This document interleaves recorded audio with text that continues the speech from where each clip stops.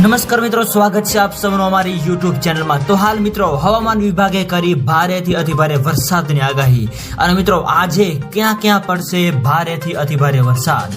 તો મિત્રો વરસાદ તેમજ વાવાઝોડાને લગતી તમામ નવી અપડેટ માટે અમારી ચેનલની અંદર જે પણ મિત્રો નવા છે સબસ્ક્રાઇબ નથી કરી તો સબસ્ક્રાઇબ કરી લેજો અને મિત્રો વિડીયો ગમે તો વિડીયોને લાઈક કરો, શેર કરો અને કમેન્ટ કરો।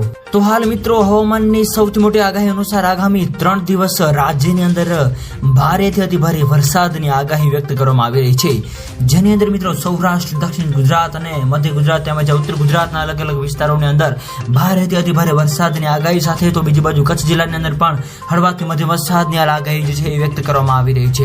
આ સાથે સાથે બીજી બાજુ મિત્રો હવે નક્ષત્રોની અંદર પણ મિત્રો ભારે વરસાદની આગાહી વ્યક્ત કરવામાં આવી રહી છે।